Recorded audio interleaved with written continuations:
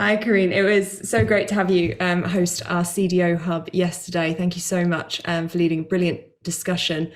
Let's do a quick wrap up of the conversation. So, do you want to start by just telling us, I guess, a little bit about the main focus of yesterday's conversation? Yeah, of course. It was a really good session. So thanks for having me. And thanks to everyone who joined. For those who didn't, we're going to tell you a little bit of what happened in the session right now. So we covered three main topics. We started with level setting on the climate crisis using data and the right statistics for that.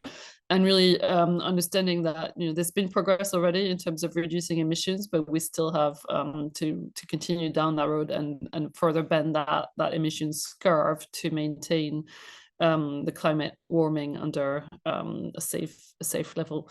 Then we moved on to companies and how they can contribute. So the typical journey goes from setting targets aligned with the Paris Agreement and with basically the scientific consensus on where we want climate to go. And then obviously developing transition plans that enable them to actually hit those targets. And finally, the last stage tends to be around really moving from small centralized teams that only can cover a couple of initiatives top down to really weaving sustainability and carbon emissions and the reduction of carbon emissions into their operations. So that's really where data starts to play an increasingly important role as you move through those stages. And so that's the next topic. The third part was really around that and what's the role of data within that. So companies are at different levels of maturity in terms of how data plays a role in sustainability.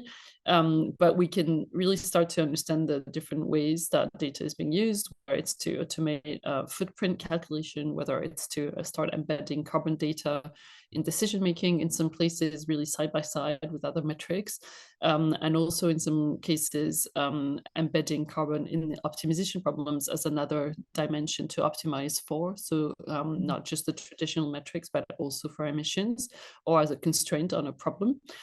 So we see very interesting evolutions and ways that in some organizations, the data strategy and the sustainability strategy are really becoming very joined up.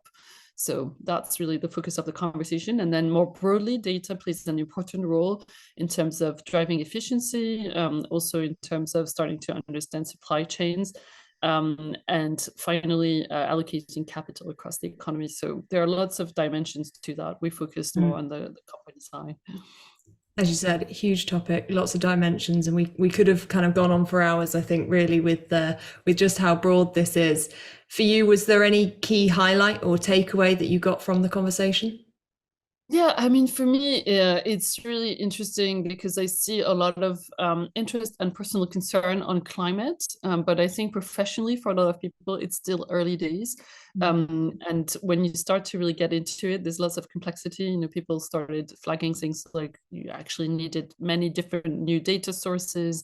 We really didn't have an end-to-end solution for supply chains. And basically, there's this big learning curve.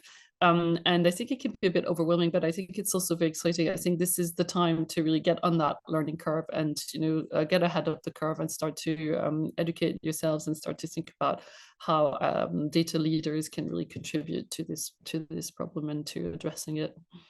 Absolutely, and I know in the CDO Hub session we had yesterday, there was a couple of resources you mentioned, so we can share those after this as well for people who want to get on that learning curve.